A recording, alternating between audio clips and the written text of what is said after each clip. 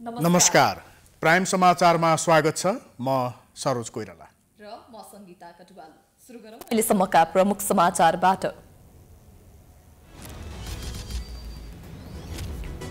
कांग्रेस महाधिवेशन सम्पूर्ण चुनावी नतिजा सार्वजनिक। पदाधिकारीदेखि केन्द्रीय सदस्यसम्म देउवालाई 2/3। किशुनजीको निष्ठालाई अनुसरण गर्न सकिन। माओवादीको राष्ट्रिय सम्मेलनबाट अध्यक्षमा प्रचण्डकै निरन्तरता हुने। महासचिव बन्न दोस्रो तहका नेताको दौडधुप। अन्य कमिटीमा रस्साकस्सी। नीति केन्द्रित बहस गरिने। प्रदेश 2 को नामाकरणका लागि प्रदेश सभामा 5वटा नाम प्रस्ताव। सत्ता गठबन्धनभित्रै विमति पारित गराउन 104 मध्ये 69 सांसदको मत चाहिने। एकपछि अर्को भेरिएन्टको कोरोना भाइरसले नेपाल पनि आक्रान्त। अल्टा डेल्टा हुँदै ओमिक्रोनसम्मको त्रास। जिन सिक्वेन्सिङ व्यवस्थित नहुँदा समुदायमा फैलिने आशंका। चालु आर्थिक वर्षको 5 महिनामा व्यापार घाटा 7 खर्ब 35 अर्ब। गत वर्षको तुलनामा 54.ले बढ्यो। सरकारको कुल ऋण 17 खर्ब 23 अर्ब।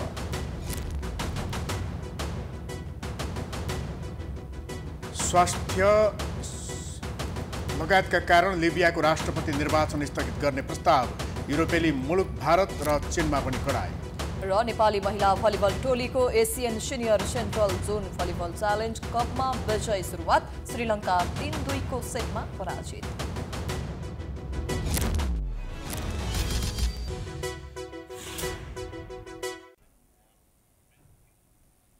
अब समाचार विस्तारमा।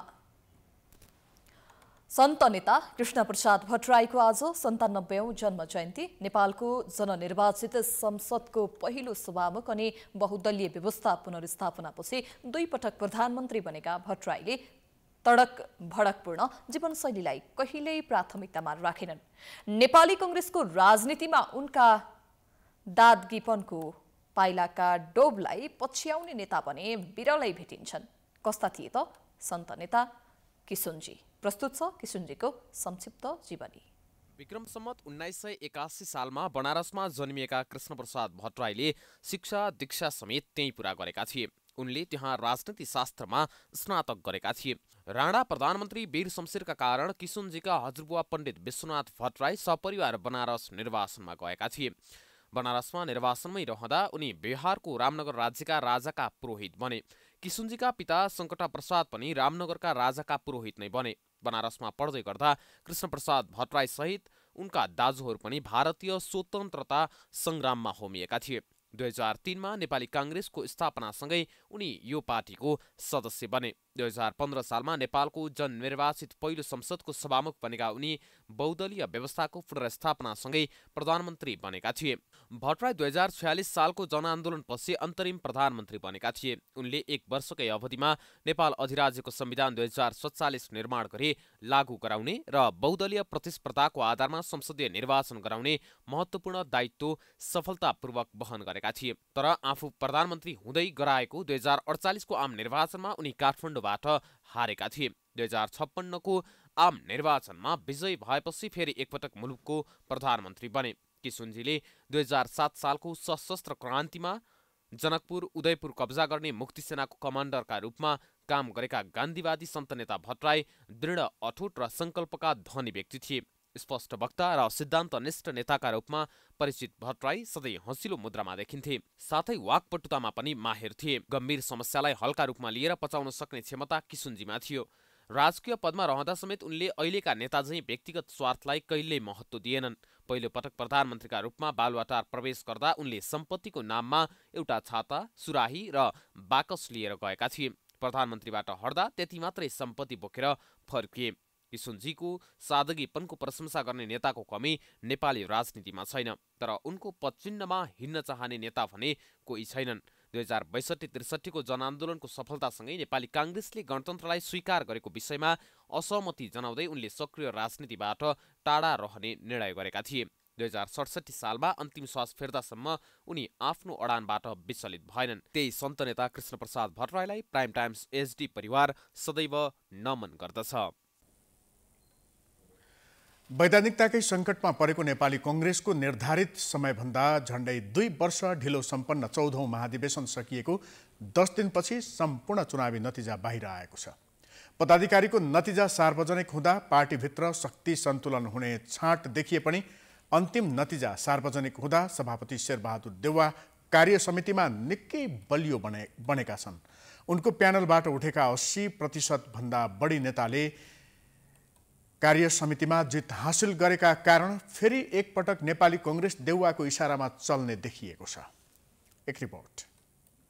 नेपाली कांग्रेसको 14औं महाधिवेशनबाट सभापति, उपसभापति 2, महामन्त्री 2, सहमहामन्त्री 8 र 121 केन्द्रीय सदस्य गरी 134 पदका लागि गत मङ्सिर 27 गते काठमाडौँको भिरकुटी मण्डपमा मतदान भएको थियो। सभापतिका लागि भएको पहिलो चरणको निर्वाचनमा कसैले पनि 51% मत ल्याउन नसकेपछि पार्टीको विधान अनुसार पुनः मतदान गरिएको थियो।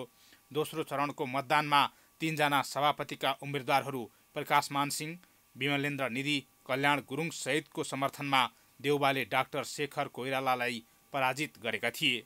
13 जना पदाधिकारीमा 8 जना देउवा पक्षले जितेसँगै उनी स्पष्ट बहुमतमा छन्, जसमा अधिकांश नयाँ अनुहारका छन्। केन्द्रीय कार्य समिति समावेशी चरित्रको छ।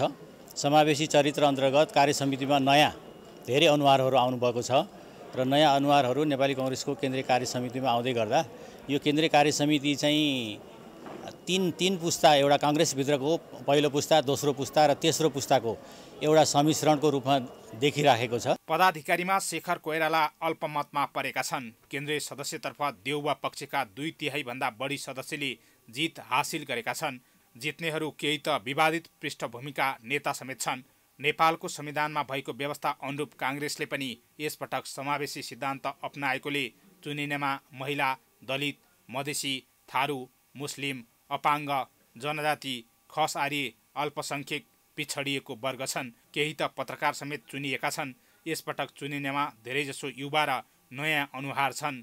यद्यपि केही पुराना नेता पनि चुनिएका छन्। प्रभावशाली नेताहरू पुराना नेताहरू छन् नि त। अब जित्नु पर्यो नि तपाईको चाहिँ अब खुल्लामा पनि अब चाहिँ अब त्यही खालका चाहिँ अब प्रभावशाली मान्छे, पपुलर मान्छेहरू चुनाव जित्नु भएको छ।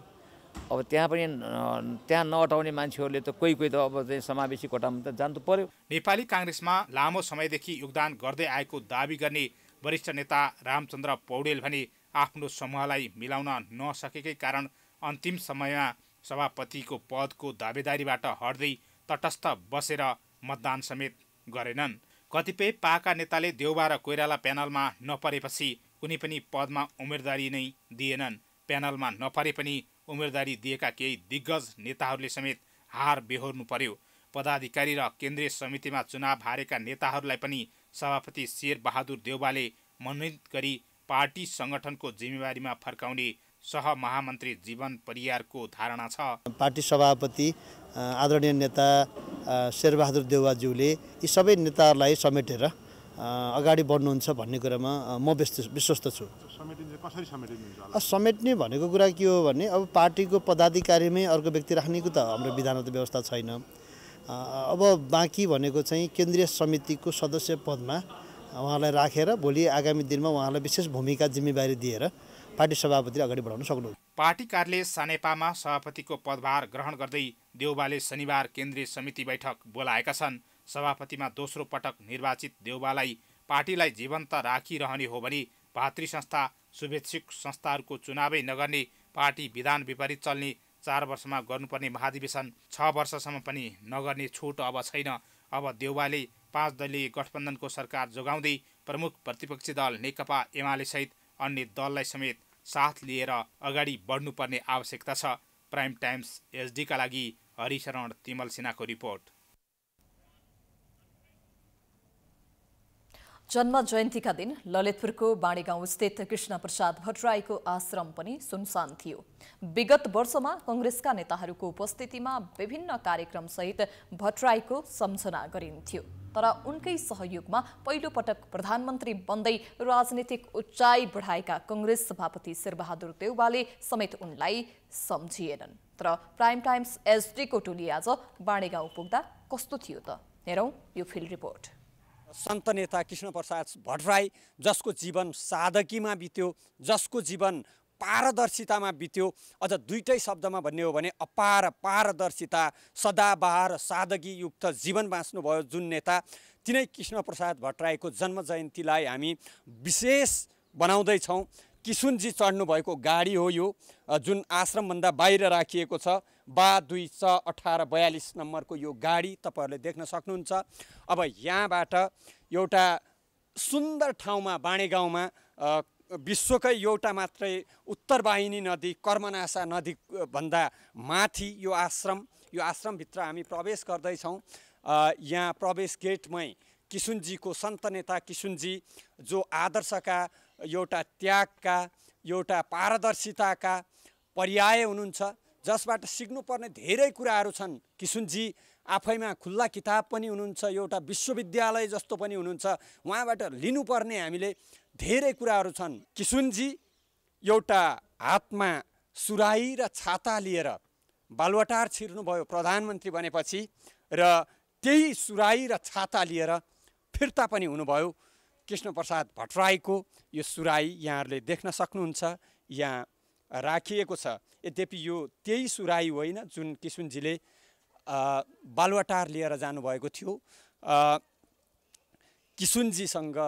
किशुनजीका स्मृतिहरू यहाँ सङ्कलित छन्, सङ्ग्रहित छन्। नेपालको राजनीति जहिले पनि किशुनीको वरिपरि घुमेको छ। नेपालको राजनीतिमा आफू हारेर देश र पार्टीलाई बचाउने एउटा मात्र नेता कोही हुनुहुन्थ्यो भने कृष्णप्रसाद भट्टराई हुनुहुन्थ्यो। इतिहासमा सर्वाधिक नेपाली काङ्ग्रेसको सभापति किशुनी बन्नुभयो। 2033 सालमा कार्यवाहक सभापति बन्नुभएको किशुनी 2053 सालमा फेरि सभापति बनेर 5 वर्ष गर्दा नेपालको इतिहासमा झन्डै 20-22 वर्ष नेपाली काङ्ग्रेसको सभापति बन्ने काम कृष्णप्रसाद भट्टराई मात्र सम्भव भयो। अरू कोही पनि त्यत्रो लामो कार्यकाल देखिएन। हामी यहाँ किशुनजीको ध्यान गर्ने स्थान, ध्यान केन्द्रतर्फ लैजाँदैछौँ। हामीलाई युवा नेता रामहरि खतिवडाले सहयोग गरिरहनु भएको। आफै पानीमा यहाँ आउने, कहिलेकाहीँ पानी परेन भने उहाँ चाहिँ चिसो पानीमा नुहाउनुहुन्थ्यो, प्रायः जस्तो तातो पानी, यही पानीमा पनि माथिबाट ल्याउने व्यवस्था गरिएको थियो। किशुनजीको यो ध्यान गर्ने कोठा, यो कुर्सीमा किशुनी बस्नुहुन्थ्यो, अरू यहाँ आएर भेटघाट गर्थे। यो कुर्सी, यो माथि यो कुर्सी, र उहाँ सङ्गीतको पनि होइन, उहाँहरू कहिलेकाहीँ देखाउने बाँध्ने, यही हिटर बाल्नुहुन्थ्यो। यही हिटर बालेर चिसो बोक्ने बस्नु पर्नुहुन्थ्यो भने यतापट्टि अर्को कोठा, यो पनि कसैलाई खोलेको थिएन, तपाईँलाई आज म देखाइदिन्छु। यतापट्टिबाट आउने, तलबाट आउने कोठा यो थियो। यताबाट मान्छेहरू यताबाट भेट्न आउनुहुन्थ्यो। किशुनजीले पढ्ने कोठा, यो किशुनजीले पढेका किताबहरूको सङ्ग्रह, अध्ययनशील नेता। र उहाँको किशुनजीको अध्ययनको विषयमा बिपी कोइरालाले पनि थुप्रै ठाउँमा लेख्नु भएको छ। उहाँको बराबर नेताहरू कोही थिएन। कुनै पनि कुरामा डिपली अध्ययन गरे मात्रै उहाँ बोल्नुहुन्थ्यो। किशुनी अन्तिम समयमा चढेको व्हिल चेयर यही हो। उहाँ आफू चाहिँ हुनुहुन्न थियो, अस्वस्थ हुँदा यही व्हिल चेयरमा चढेर हामी यसरी बोकेर यसको अगाडि राखेर हिँड्थ्यौँ। व्यवस्थित हो। यसरी कोही आयो भने अब हामी यो म्यानेज गर्न सकेका थियौँ। यहाँ पाहुनाहरू यसरी बस्ने यहीँ व्यवस्था हुन्थ्यो। यहाँ चाहिँ दराजहरू हुन्थ्यो। त्यो चाहिँ एटेच बाथरुम छ भने यो चाहिँ दुईवटा बाथरुम उतापट्टि छ। कोही मान्छेहरू आउँदा यो चाहिँ हामीले प्रायः यस्तो छोपेर राख्नु भएको छ सुरक्षित रहोस् भनेर। सेतो तन्ना, किशुनी प्रायः सेतै तन्नामा बस्नुहुन्थ्यो, त्यही भएर हामीले यहाँ सेतो तन्ना नै राख्ने गरेर। सन्त नेता कृष्णप्रसाद भट्टराई जसको जीवन पारदर्शितामा बाँच्यो, जसको दुईटा महत्त्वपूर्ण कुराहरू लिने हो भने उहाँको जिन्दगीबाट, एउटा पारदर्शी र अर्को भनेको सादगी, सादापन र सरल जीवन। त्यस्तो सादगीपनका प्रतीक कृष्णप्रसाद भट्टराईको जन्म जयन्ती अलि खल्लो खल्लो देखिन्छ यो बाणेगाउँमा। खासै नेता कार्यकर्ताहरूको उपस्थिति देखिँदैन, सरकारका मन्त्रीहरू त देखिँदैनन्। नेपाली काङ्ग्रेसले बिस्तारै बिस्तारै बिर्सिँदै गएको अनुभूति भए पनि हामीले यो देशका एक धरोहर, जो पटक पटक मैले भन्दै गरेको छु, पारदर्शिता र सादगीका प्रतीक सन्त नेता कृष्णप्रसाद भट्टराई प्रति श्रद्धा सुमन अर्पण गर्यौं।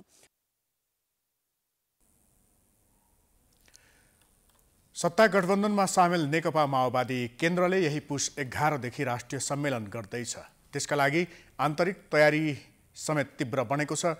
माओवादी केन्द्रको राष्ट्रिय सम्मेलनको मिति नजिकै गर्दा पार्टीको नेतृत्वका लागि सुरु भएको दौडसँगै आगामी दिनमा यो दलले अँगाल्ने विचार कस्तो होला भन्ने आम चासोको विषय बनेको छ। एक रिपोर्ट।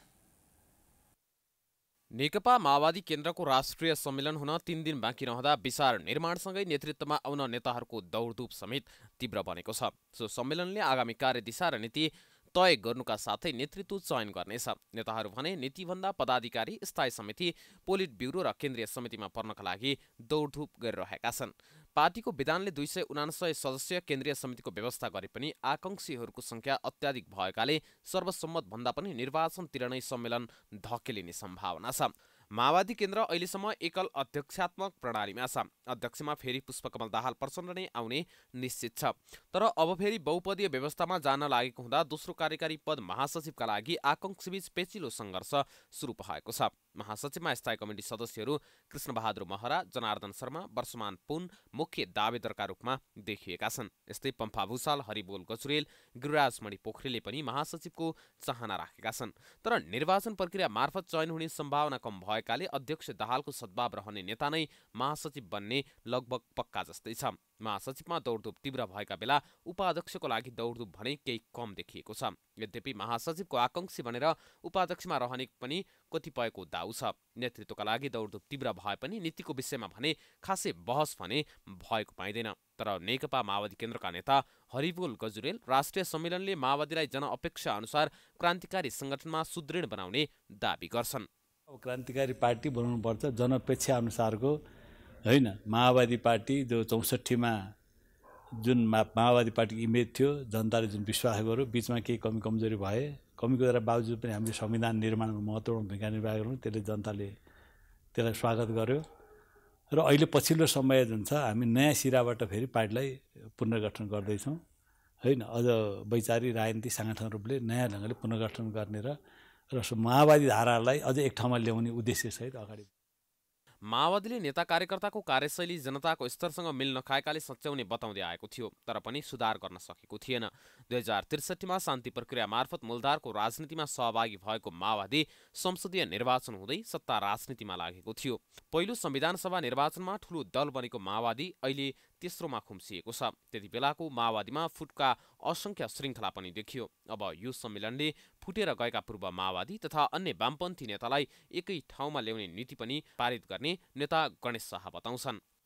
हाम्रो यो पहिलो प्राथमिकतामा छ कि हामी वामपन्थी शक्तिहरूको बिचमा एकता र सहकार र सँगसँगै सङ्घर्ष गर्ने चाहिँ यो हाम्रो सम्मेलनको एउटा प्राथमिक विषय नै हो। त्यसैले यो सम्मेलनले हामी वामपन्थी एकताको लागि र सहकार गर्नको लागि चाहिँ एउटा आह्वान नै यो सम्मेलनले गर्नेछ। अध्यक्ष दाहालले जे प्रतिवेदन पेश गर्छन् त्यही नै पारित हुने भएकाले नीतिको विषयमा खासै बहस नगरेको माओवादीले नेतृत्वमा सर्वसम्मत गर्छ कि चुनावमै जान्छ भन्ने सबैको चासोको विषय बनेको छ। अध्यक्षमा दाहाललाई चुनौती दिने अर्को नेता नभए पनि उपाध्यक्ष, महासचिव र सचिवमा भने नेताहरूले खुल्ला प्रतिस्पर्धा हुनुपर्ने बताउँदै आएका छन्।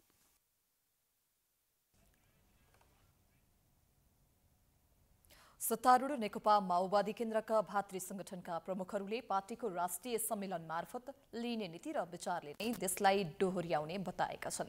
माओवादी केन्द्रको राष्ट्रिय सम्मेलनको पूर्व सन्ध्यामा आज रिपोर्टर्स क्लब नेपालले आयोजना गरेको विशेष साक्षात्कारमा बोल्दै अनिराज श्रेव्यू, क्रान्तिकारीकी अध्यक्ष पञ्चा सिंह, YCLका अध्यक्ष सुमन देवकोटा र मजदुर संगठनका प्रमुख जगत सिमखोडाले यस्तो बताएका हुन्। उनीहरूले अहिले पार्टीमा अध्यक्ष पुष्पकमल दाहालको कुनै विकल्प नरहेको पनि स्पष्ट पारेका छन्। दाहाल अहिले पार्टीको दस्तावेज लेखन र यसलाई अन्तिम रूप दिन व्यस्त रहेको उनीहरूले जानकारी दिए। दाहालले सम्मेलनमा प्रस्तुत गर्ने दस्तावेजलाई प्रतिनिधिहरूका बीचमा छलफल गरेर मूर्त रूप दिइनेछ। अध्यक्ष दाहालको रणनीति अनुसार राष्ट्रिय सम्मेलनपछि आफ्नो पार्टी नेपालकै पहिलो समाजवादी पार्टी बन्ने उनीहरूको दाबी छ। अब समृद्धिको मुद्दामा प्रवेश गरेर सम्मेलनले समाजवाद उन्मुख नीति बनाउने र त्यसलाई कार्यान्वयन गर्न रणनीति पनि तय गरिने उनीहरूको भनाइ छ। अबको माओवादी आन्दोलनको बाटो के हो, हाम्रो कार्यदिशा के हो, हाम्रो कार्यक्रम के हो भन्ने कुरा चाहिँ हामीले त्यसलाई प्रथम राष्ट्रिय सम्मेलनबाट मूर्त रूप दिएर त्यो कार्यदिशालाई हामी पास गर्नेछौँ र त्यो कार्यदिशा बोकेर हामी जनताका बीचसम्म लैजानेछौँ। विचारमा हामी खारिनको लागि, हामीले वैचारिक बहस गर्नको लागि सांस्कृतिक रूपमा हामी कहाँनिर चुकेका छौँ, वैचारिक रूपमा हामी कहाँनिर चुकेका छौँ, साङ्गठनिक रूपमा हामी कहाँनिर चुकेका छौँ भनेर आवधिक समीक्षा गर्नको लागि अहिले यो पार्टीले राष्ट्रिय सम्मेलनको घोषणा गरेको छ। यसमा सबैभन्दा महत्त्वपूर्ण कुरा दुईटा कुरा हुनेछ। एउटा वैचारिक बहस हुनेछ, अर्को साङ्गठनिक रूपमा हामी आफूलाई चुस्त र दुरुस्त बनाउनेछौँ। यही अनुसार पार्टीले आफूले अगाडि बढाउनेछ। अब हामी माओवादी कता जाँदैछ, माओवादीको यात्रा अब कता हो भने समाजवाद उन्मुख हामीले संविधानमा त लेख्यौँ। अब समाजवादमा पुग्नको निम्ति चाहिँ माओवादीले कुन रणनीति तय गर्छ, कुन कार्यनीति तय गर्छ भन्ने हामी त्यसमा केन्द्रित भएर हामी बहस गर्नेछौँ। उनीहरूले पुस 11 देखि 13 गतेसम्म हुने पार्टीको प्रथम राष्ट्रिय सम्मेलन विचारको सम्मेलन हुने बताएका छन्। अब माओवादी नयाँ कार्यदिशा बोकेर जनतामा जाने उनीहरूको दाबी छ।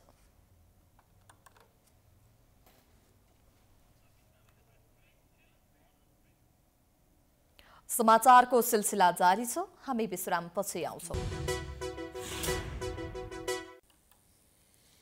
विश्रामपछि स्वागत छ। अब बाँकी समाचार। माओवादी केन्द्रका अध्यक्ष पुष्पकमल दाहालले अमेरिकी सहायता परियोजना एमसीसी जस्ताको तस्तै पारित गर्न नसकिने बताएका छन्। सत्ताको नेतृत्व गरेको नेपाली कांग्रेसले एमसीसी जस्ताको तस्तै संसदबाट अनुमोदन गराउने प्रयास गरिरहेका बेला सरकारको मुख्य साझेदार दलका अध्यक्ष दाहालले भने संशोधन हुनुपर्ने बताएका हुन्। अहिलेको देशको परिस्थिति विदेशी सहायता वा अनुदानलाई अस्वीकार गर्ने नरहेको उल्लेख गर्दै दाहालले एमसीसीमा आवश्यक सुधार गर्नुपर्ने बताएका छन्। कतिपयले एमसीसीलाई अनुमोदन गराउने कि नगराउने भन्ने विषयले सत्ता गठबन्धन टुट्ने हो कि भन्ने आशंका गरिरहेका छन्। तर अध्यक्ष दाहालले भने एमसीसीमा दलहरूबीच फरक मत भए पनि 5 दलीय गठबन्धनमा विभाजन नआउने विश्वास व्यक्त गरेका छन्। पहिलो कुरा, हामी आजकै देशको परिस्थितिमा हामी विदेशी सहायता या अनुदानलाई अस्वीकार गर्ने ठाउँमा हामी छैनौँ। हामी स्वीकार गर्दै पनि आएका छौँ, लिँदै आएका छौँ। अझ त्यसमा अनुदानको रूपमा हाम्रो भौतिक पूर्वाधार निर्माणको निम्ति आउने सहयोगलाई त हामीले खुसी साथ स्वीकार नै पर्छ। एमसीसी बारे आफूले प्रधानमन्त्री शेरबहादुर देउवासँग छलफल गरिरहेको उनले बताए। तर पुस 11 गते सुरु हुने माओवादीको राष्ट्रिय सम्मेलनपछि मात्रै एमसीसी बारे टुङ्गो लगाइने दाहालको भनाइ छ।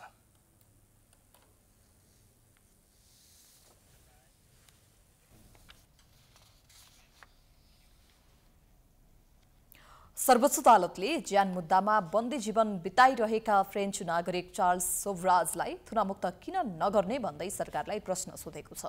न्यायाधीश अनिल कुमार सिन्हाको एकल इजलासले बिहिबार सोभराजको बन्दी प्रत्यक्षीकरण निवेदनमा सुनवाई गर्दै थुनामुक्त गर्नु नपर्ने कुनै कारण भए महान्यायाधिवक्ताको कार्यालय मार्फत 3 दिनभित्र जवाब पेश गर्न सरकारलाई आदेश दिएको छ। सिरियल किलर सोभराजले आफूले अदालतले तोकेको सजाय भोगिसकेको भन्दै थुनामुक्त हुनुपर्ने मागसहित सर्वोच्च अदालतमा पुस 7 गते बन्दी प्रत्यक्षीकरणको रिट दिएका थिए। 20 वर्ष कैद सजाय भुक्तान गरिरहेका सोभराजले निवेदनमा नेपालको कानून अनुसार ज्येष्ठ नागरिकले पाउने सजायको छुट आफ्ना लागि पनि लागू हुनुपर्ने दावी गरेका छन्। कारागार नियमावली 2020 का अनुसार 70 वर्ष उमेर नागेका र असल आचरण भएका नेपाली कैदीलाई 75% सम्म कैद मिनाहा गर्न सकिने कानूनी व्यवस्था छ।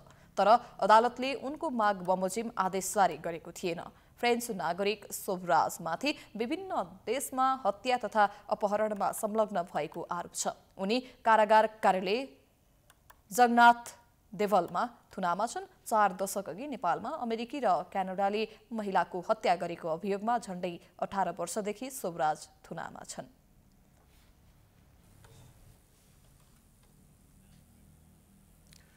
प्रदेश 2 को प्रदेश सभा बैठकमा नामाकरणका लागि 5 वटा प्रस्ताव पेश भएका छन्।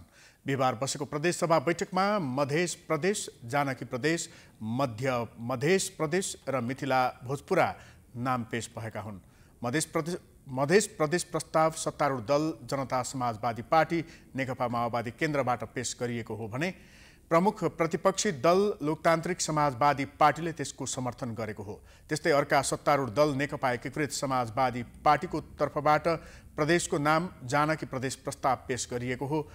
कांग्रेसको मिथिला भोजपुरा नामको प्रस्ताव पेश गरेको छ भने कांग्रेसकै प्रदेश सभा सदस्यले मध्य मधेस प्रदेश प्रस्ताव पेश गरेका छन्।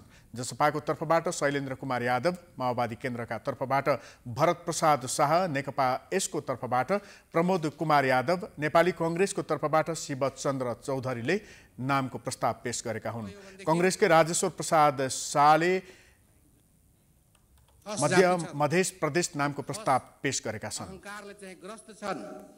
जो चाहिँ उत्पीडित समुदायलाई चाहिँ अधिकार दिन खोज्दैन उसको लागि चाहिँ ठुलो एउटा चाहिँ सबक हुन्छ। यो प्रदेशको नाम मधेस प्रदेश हुनुपर्छ भन्ने जुन प्रस्ताव भरत शाहजीले राख्नुभयो त्यसमा मेरो समर्थन छ। यसकारण समर्थन छ हामीलाई पहिचान चाहिन्छ, अधिकार चाहिन्छ। त्यसकारण मधेस भनेको कुनै एउटा जाति होइन, मधेस भनेको राष्ट्रियता हो। हाम्रो आफ्नो राष्ट्रियता प्रति गर्व छ। त्यसकारण हाम्रो यो प्रदेशको नाम मधेस प्रदेश हुनुपर्छ। जेको प्रस्ताव क्याल छै एहि प्रदेश के नाम जानकी प्रदेश तै द्वारे यह बात सब रखैत और ई नाम एगो सहमति आधार पर टुंग्या यह बात सब रखैत यो प्रदेश को जुन स्थिति परिस्थिति हाम्रो 2 नम्बर प्रदेश र प्रदेश नम्बर 2 दुईटै मान्छेले भन्ने गरेका छ। हामीले धेरै ढिलो गर्यो, बुझ्ने मान्छेले अलिकति प्रदेश नम्बर 2 भन्छ, अलिकति अब 2-4 वर्षमा पनि नगर्ने पछि मान्छेले यो प्रदेशलाई 2 नम्बर प्रदेशै भन्छ। प्रदेश सभाभित्र भएका सम्पूर्ण मान्य सम्पूर्ण राजनीतिक दलको जिम्मेवारी प्रदेशको नामाकरण। नेकपा एमालेको तर्फबाट प्रस्ताव गरिएको नामाकरणको प्रस्ताव भने आज पेश हुन सकेको छैन। सभामुख सरोज यादवले शारदा थापाले नामाकरण सम्बन्धमा पेश गर्ने भनिएको प्रस्ताव कार्यसूचीबाट हटाइएको जानकारी दिएका थिए। 104 सदस्यीय प्रदेश सभामा जनता समाजवादी पार्टीका 39, लोकतान्त्रिक समाजवादी पार्टीका 16 र माओवादी केन्द्रका 8 सांसद छन्। प्रदेश सभाबाट नाम पारित हुन प्रदेश सभाको 2/3 अर्थात् 69 सांसदको समर्थन आवश्यक पर्छ। जसपा, लोसपा र माओवादी केन्द्रको समर्थनले मात्र प्रदेश सभाबाट मधेस नाम पारित हुने सम्भावना देखिन्न।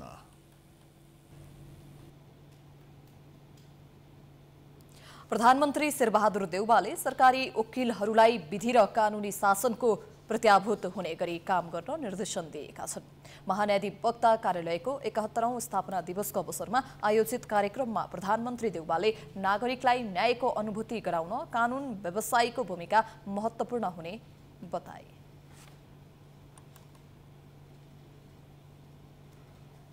अपराध संहिता लगायतका नयाँ फौजदारी कानुनको प्रभावकारी कार्यान्वयन र नागरिक अधिकारको संरक्षण गरी कानुनी शासनको सुनिश्चित गराउने कार्यमा यो सिङ्गो संस्था तथा संस्थामा कार्यरत सरकारी वकिलहरूको महत्त्वपूर्ण योगदान रहन्छ। महान्यायाधिवक्ता खम्बबहादुर खातीले न्यायालयमा देखिएको समस्या सर्वदलीय बैठकबाट समाधान खोज्नुपर्ने बताएका छन्।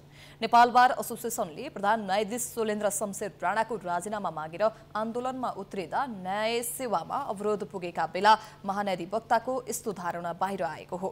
खातीले प्रधानमन्त्री देउवाकै अगाडि अदालतबाट अहिले सेवाग्राहीले सेवा नपाएको गुनासो आइरहेको बताउँदै चाँडै समाधान खोजिनुपर्ने बताए। विसङ्गतिका प्रश्नहरू पनि त्यत्तिकै जुझारू रूपमा उठेका छन्। यो बारेमा सम्माननीय प्रधानमन्त्रीज्यूलाई मेरो सादर अनुरोध छ र यो सन्दर्भमा अपोजिसन पार्टीसँग बसेर भए भने पनि सबैसँग सर्वदलीय मिटिङ गरेर पनि एउटा निकास दिनुपर्छ जस्तो मलाई लाग्दछ।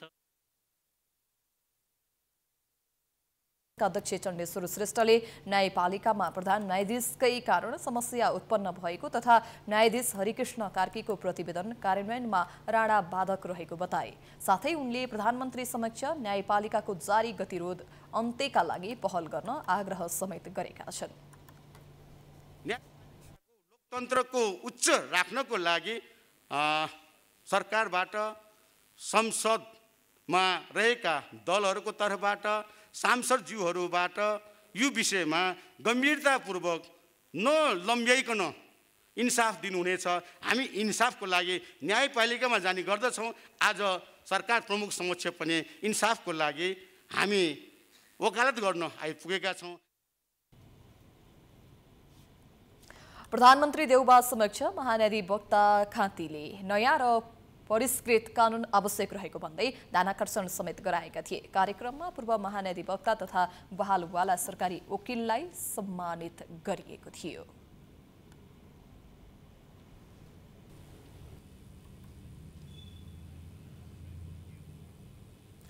नेकपा एमालेका अध्यक्ष केपी शर्मा ओलीले देशी विदेशी प्रतिक्रियावादी शक्तिले आफ्नो नेतृत्वको सरकार ढाली प्रतिक्रियावादीहरूको सरकार बनाएको आरोप लगाएका छन्। बिहिबार पर्सामा आयोजित पार्टी प्रवेश कार्यक्रमलाई सम्बोधन गर्दै पूर्व प्रधानमन्त्री समेत रहेका ओलीले देश विकास गर्ने आफ्नो नेतृत्वको सरकार ढालेर प्रतिक्रियावादीहरूको सरकार बनाइएको बताए। जनताले अहिलेको सरकार नबनाई देशी विदेशी प्रतिक्रियावादीहरूले बनाएको आरोप लगाए। अध्यक्ष ओलीको यो सरकार विस्थापन गर्न नयाँ जनादेश आवश्यक भएको बताएका छन्। अध्यक्ष ओलीले गठबन्धनको सरकारलाई निकम्माको संज्ञा दिँदै उनले सरकारलाई विकासप्रति कुनै चासो नभएको आरोप पनि लगाए। अब फेरि नेपाल गरिबीतिर फर्किन खोजेको छ। त्यसकारण हामीले भनेका छौँ अब छिटोभन्दा छिटो देशलाई चुनाव चाहियो।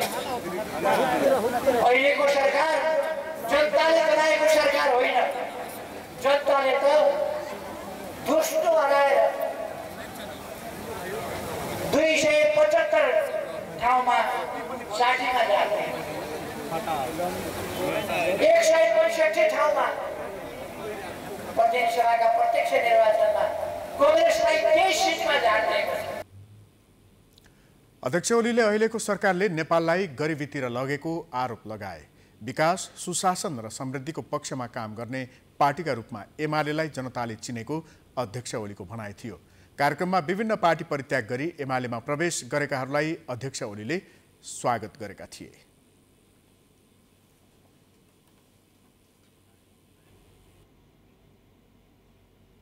नेकपा एकीकृत समाजवादीका नेता झलनाथ खनालले नेकपा एमाले विखण्डनतर्फ जान लागेको भन्दै अब माथि उठ्न नसक्ने तर्क गरेका छन्। बिहिबार काठमाडौँमा आयोजित पुस्तक विमोचन कार्यक्रममा जनताप्रति गरेका प्रतिबद्धता पूरा नगरेको र पार्टीको कार्यदिशा तथा सिद्धान्त नै परित्याग गरेकाले एमाले अब विखण्डनतर्फ जान लागेको भन्दै अब माथि उठ्न नसक्ने तर्क गरेका हुन्। उनले जनताले शक्तिशाली बनाएको एमालेलाई केपी ओलीले कमजोर बनाएकाले एमाले अब पानीको फोका जस्तै भएको जिकिर गरे। खनालले गएको निर्वाचनमा जनतासँग गरेको प्रतिबद्धतालाई पनि ओलीले तिलाञ्जली दिएको र पार्टीलाई सही बाटोमा हिँडाउन नसकेका कारण आफूहरूले नयाँ बाटो रोजेको उनको भनाइ छ। नेपालको वामपन्थी र लोकतान्त्रिक आन्दोलनको इतिहासमा यो अभूतपूर्व कुरा, असाधारण कुरा, असाध्यै ठुलो उपलब्धिको कुरा। त्यो उपलब्धिलाई रक्षा गर्ने, त्यसलाई उपयोग गर्ने र नेपाली जनता र राष्ट्रको उत्थानतर्फ त्यसलाई प्रयोग गर्ने, यसको अगुवाई गर्ने जिम्मा खड्गप्रसाद शर्मा ओली भन्ने मान्छेका काममा थियो। तर ती खड्गप्रसाद शर्मा ओलीले जुन दिन उनले प्रधानमन्त्रीको शपथ लिए त्यस दिनदेखि उनलाई त्यो ठाउँमा पुर्याउने जुन पार्टी हो नेकपा एमाले, त्यो पार्टीप्रति पूर्ण रूपले बिट्रे गरे। त्यस्तै खनालले पार्टी निर्माणको 4 महिनामै आफूहरूले राष्ट्रव्यापी पार्टी बनाइसकेको समेत दावी गरे। खनालले समाजवादमा पुगेर मात्र सुखी नेपाली समृद्ध नेपालको सपना पूरा हुने पनि बताए। चीनमा पहिलो पटक कोरोना भाइरस भेटिएको करिब 2 वर्षको अवधिमा 3वटा नयाँ भेरिएन्ट पत्ता लागिसकेको छ। अल्टा डेल्टा हुँदै पछिल्लो समय दक्षिण अफ्रिकामा कोरोना भाइरसको ओमिक्रोन भेरिएन्ट भेटिएपछि फेरि सारा विश्व महामारीमा जाकिएको छ। ओमिक्रोन भेरिएन्टबाट 3 जना बिरामी नेपालमा पनि भेटिएका छन्। तीव्र गतिमा फैलिने ओमिक्रोन समुदायमै फैलिएको आशंका गर्न थालिए पनि जिन सिक्वेन्सिङ व्यवस्थित नहुँदा नेपालमा अहिलेसम्म ठ्याक्कै कतिजना संक्रमित भए भनेर भन्न सकिने अवस्था छैन। एक रिपोर्ट। नेपालमा अहिलेसम्म ओमिक्रोनका 3 जना संक्रमित भेटिएका छन्। विश्वका 96 भन्दा बढी देशहरूमा फैलिसकेको ओमिक्रोन भेरिएन्ट नेपालमा समेत कुनै ट्राभल हिस्ट्री नभएका व्यक्तिमा समेत भेटिएपछि कोरोना भाइरसको यो उत्परिवर्तित रूप समुदायमै फैलिसकेको आशंका गर्न थालिएको छ। नयाँ भेरिएन्ट संक्रमित हो कि होइन भनेर थाहा पाउन कोरोना संक्रमित नमुनामा जिन सिक्वेन्सिङ गर्नुपर्ने हुन्छ। अहिले यो भेरिएन्ट पुष्टि भएका देशहरूबाट आएका नागरिकहरूलाई कोरोना पुष्टि भएको खण्डमा मात्रै जिन सिक्वेन्सिङ गर्ने गरिएको छ। जनस्वास्थ्य प्रयोगशालाको तथ्याङ्क अनुसार अहिलेसम्म नेपालमा यो भेरिएन्ट बारे बुझ्न 1105 वटा नमुनाको जिन सिक्वेन्सिङ गरिएको छ। परीक्षणपछि 3 जनामा ओमिक्रोन पुष्टि भएको हो। नेपालमै जिन सिक्वेन्सिङ गर्ने प्रविधि भए पनि परीक्षण निकै महँगो हुँदा अति आवश्यक परेको बेला मात्रै परीक्षण गर्ने गरिएको छ। अब एउटा मात्रै त गर्ने भएन है। अब अहिले हामीले जुन इक्विपमेन्ट एनपिएचएलमा अलिक सस्तो खाले इक्विपमेन्ट युज गरिरहेछौँ त्यसबाटै गर्दाखेरि भनौँ न झन्डै 500वटा टेस्टको झन्डै 40 देखि 50 लाख रुपियाँ लागत खर्च मात्र पर्न जान्छ, मेसिन छोडेर रिएजेन्टको मात्रै है। टियुले पनि गरिरहनु भएको छ। मैले बुझेअनुसार एउटा नमुनाकै 30,000 जति पर्न जान्छ एउटा नमुनाको है। र एउटा मात्र गर्न पनि अलिकति गाह्रो हुन्छ। सो धेरै नमुना एकैचोटिमा गर्दाखेरि अलिक कस्ट इफेक्टिभ हुन्छ। हामी कहाँ गरिरहेको पनि त्यस्तै 7 देखि 10,000 जति पर स्याम्पल पर्न गइरहेको छ। यता पछिल्लो दिनमा अस्पतालहरूमा बिरामीको चाप बढ्न थालेको भन्दै चिकित्सकहरूले चिन्ता व्यक्त गर्न थालेका छन्। वीर अस्पताल, शुक्रराज ट्रपिकल तथा सरुवा रोग अस्पताल तथा शिक्षण अस्पतालमा समेत कोरोना संक्रमण भएर भर्ना हुनेको संख्या बढ्न थालेको छ। केही साता अघि दैनिक अस्पताल भर्ना हुनेको संख्या निकै न्यून थियो, तर अहिले दैनिक 3 देखि 4 जना भर्ना भइरहेका छन्। यो संख्या अझै बढ्न सक्ने अनुमान चिकित्सकहरूको छ। त्यही कारण परीक्षण नै नभएर संक्रमण लुकेको हुन सक्ने भन्दै चिन्ता पनि व्यक्त हुन थाले। अब यो ओमिक्रोनको कुरा आइराखेको छ, यो पुष्टि भइसकेको त छैन, जेनेटिक सिक्वेन्सिङ गरेर पत्ता लगाउनु पर्छ। तथापि अहिले हामी कहाँ चाहिँ आउने अब इमर्जेन्सीमा पनि तपाईँले देखिहाल्नुभयो, अहिले चाहिँ अब केही छिटफुट पहिला चाहिँ एकदमै न्यून भएर गएको छ, तर यो विगतको हप्तादेखि सङ्ख्याहरू अलिकति बढ्न थालेको हो कि जस्तो आभास भएको छ। हामी कहाँ पनि 10 जना आइसियुमा प्लस 16-17 जना वार्डमा हुनुहुन्छ, 27 जना त अहिले पनि बिरामी हुनुहुन्छ। त्यसैले गर्दा केही छिटपुट व्यक्तिहरू चाहिँ कोभिड संक्रमितहरू आइराख्नु भयो। भारतमा समेत ओमिक्रोनबाट संक्रमितको संख्या 254 पुगिसकेको छ। विश्वका कयौं देशमा फैलिसकेको ओमिक्रोन भेरिएन्ट भारतमा फैलिएसँगै नेपालमा पनि महामारीको रूप लिन सक्ने आशंका बढेको छ। संक्रमण समुदायमा फैलिएपछि अस्पतालहरूले धान्न सक्ने अवस्था रहँदैन। अबका दिनमा पनि सरकारले भारतबाट आउने यात्रुहरूलाई क्वारेन्टिन, परीक्षण, खोपको पहुँच बढाउन नसके सीमाबाटै संक्रमण भित्रिने खतरा उच्च रहेको जनस्वास्थ्य विज्ञ डाक्टर सुन्दरमणि दीक्षित बताउँछन्। अब यो अहिलेको म्युटेसन खालि के मात्रै अचम्म भयो भनेदेखि ज्यादै छिटो 2 या 3 म्युटेसनबाट 32-35 म्युटेसनमा पुग्यो के। त्यो स्पाइक प्रोटिन जुन छ करिब 35 म्युटेसन यसपालि भइदियो। त्यसको मतलब अब हाम्रो अहिलेको भ्याक्सिनले काम कति गर्छ क्वेसन त्यो, कतिको सङ्क्रमण यसले छ, कति कडाइको साथ यसले बिरामी गर्छ भने 3टा कुरा मेनली छ अहिले। 3टा कुरामा अहिलेसम्म 100% हामीलाई थाहा छैन, कसैले पनि थाहा छैन। सुरु भयो साउथ अफ्रिकामा, त्यहाँ पनि स्टडी भइरहेको छ। तर के चाहिँ कुरा आएको छ भनेदेखि नम्बर 1 यसले रोग ल्याएको छ, तर अहिलेसम्म कडा गरेको छैन, किनभने मान्छेले भ्याक्सिन पाएकोलाई यसले कडा गरेको छैन, नम्बर 1। नम्बर 2 फैलिने क्षमता यसको अरूभन्दा डेल्टाभन्दा बिटाभन्दा धेरै बढ्ता, माने कमसेकम 3-4 दोब्बर चाहिँ यो फैलिन्छ। सो फैलिने क्षमता बढी भए हुनाले सके त्यो अट्याक र रोग गरेर मान्छे मार्ने क्षमता यसो कम भएको छ। विश्व स्वास्थ्य संगठनले कुल कोरोना संक्रमित मध्ये 5% को जिन सिक्वेन्सिङ गर्न भनेको छ, तर नेपालमा त्यस्तो हुन सकेको छैन। त्यसमाथि विगतको तथ्याङ्कलाई हेर्ने हो भने अन्य मुलुकमा कोरोनाले महामारी रूप लिइसकेको झण्डै 4 महिनापछि मात्रै नेपालमा भयावह स्थिति सृजना भएको छ। यसलाई नै मौका मानेर सरकारले जोखिम कम गर्ने तथा स्वास्थ्य सेवालाई विस्तार गर्न ध्यान दिन जरुरी देखिन्छ। साथै खोपको पहुँच र बुस्टर डोजलाई पनि प्राथमिकतामा साथ अगाडि बढाउन आवश्यक छ। साथै सरकारले तत्कालै परीक्षणको दायरा बढाएर संक्रमणलाई समुदायमा फैलिनबाट रोक्न पनि आवश्यक छ भने सीमा पारबाट हुने आवजावतमा पनि कडाई गर्नुपर्ने देखिन्छ। समाचारको सिलसिला अझै जारी छ, हामी विश्रामपछि आउँछौँ।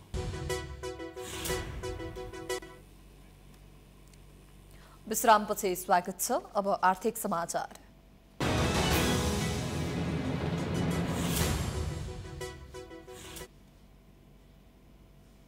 चालू आर्थिक वर्षको 5 महिना अर्थात् साउनदेखि मङ्सिरसम्ममा मुलुकको व्यापार घाटा 7 खर्ब 35 अर्ब 48 करोड रुपैयाँ पुगेको छ। भन्सार विभागको तथ्याङ्क अनुसार 5 महिनाको अवधिमा कुल 8 खर्ब 38 अर्ब 40 करोड रुपैयाँको वस्तु आयात भएको छ भने 1 खर्ब 2 अर्ब 92 करोडको निर्यात भएको छ। व्यापार घाटा गत वर्षको तुलनामा 54.70% बढेको छ। तथ्याङ्क अनुसार आयात 59.55% बढेको छ भने निर्यात 105.61% बढेको छ। निर्यातको तथ्याङ्क उच्च देखिए पनि विदेशबाट कच्चा पदार्थ आयात गरेर पुनः निर्यात गर्ने कारण व्यापार घाटा कम गर्न त्यसको योगदान देखिएको छैन। कच्चा सोयाबिन र पाम तेल लगायत नेपालमा प्रशोधन गरी बाहिरिने गरेको छ। वस्तुगत रूपमा पेट्रोलियम पदार्थको आयात सबैभन्दा उच्च छ।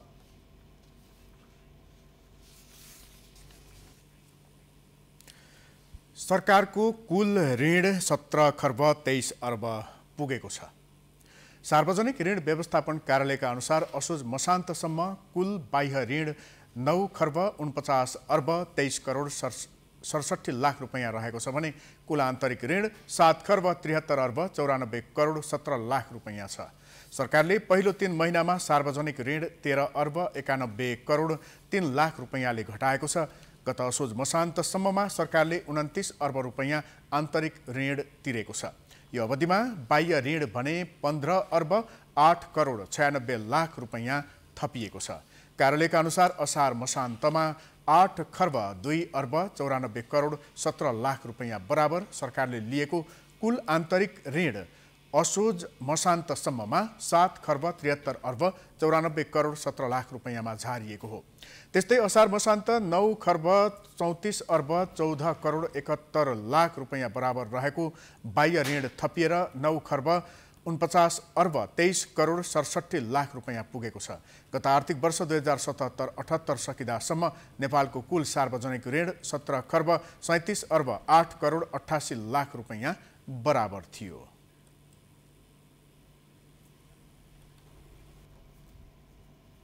अब अन्तर्राष्ट्रिय समाचार।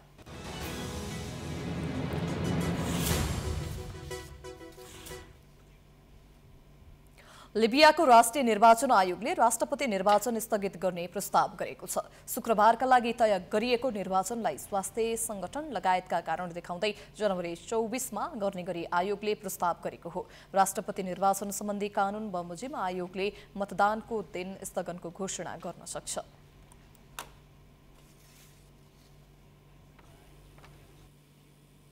अब खेलकुदका समाचार।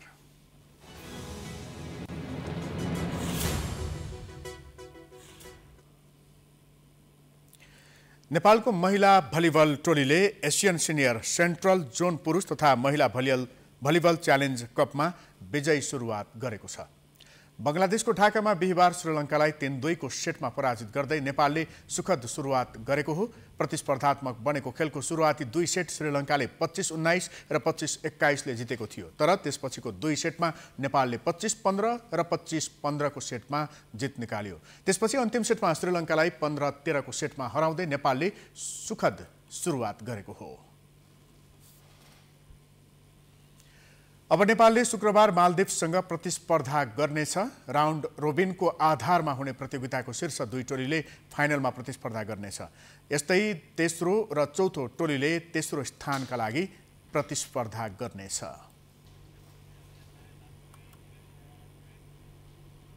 यो सँगै हामी समाचारको अन्त्यमा आइपुगेका छौं। जाँदा जाँदै प्रमुख समाचार पुनः एकपटक। कांग्रेस महाधिवेशन सम्पूर्ण चुनावी नतिजा सार्वजनिक। पदाधिकारीदेखि केन्द्रीय सदस्यसम्म देउबालाई 2/3। किसुनजीको निष्ठालाई अनुसरण गर्न सकेन। माओवादीको राष्ट्रिय सम्मेलनबाट अध्यक्षमा प्रचण्डकै निरन्तरता हुने, महासचिव बन्न दोस्रो तहका नेताको दौडधुप, अन्य कमिटीमा रस्साकस्सी, नीति केन्द्रित बहस गरिने। प्रदेश 2 को नामाकरणका लागि प्रदेशसभामा 5 वटा नाम प्रस्ताव। सत्ता गठबन्धनभित्रै बेमती पारित गराउन 104 मध्ये 69 सांसदको मत चाहिने। एकपछि अर्को भेरिएन्टको कोरोना भाइरसले नेपाल पनि आक्रान्त, अल्टा डेल्टा हुँदै ओमिक्रोनसम्मको त्रास। जिन सिक्वेन्सिङ व्यवस्थित नहुँदा समुदायमा फैलिने आशंका। चालु आर्थिक वर्षको 5 महिनामा व्यापार घाटा 7 खर्ब 35 अर्ब, गत वर्षको तुलनामा 54.ले बढ्यो। सरकारको कुल ऋण 17 खर्ब 23 अर्ब। स्वास्थ्य सङ्कट लगायतका कारण लिबियाको राष्ट्रपति निर्वाचन स्थगित गर्ने प्रस्ताव। युरोपेली मुलुक भारत र चीनमा पनि कडाई। र नेपाली महिला भलिबल टोलीको Asian senior central John volleyball challenge कपमा विजयी सुरुवात। श्रीलङ्का 3-2 को सेटमा पराजित।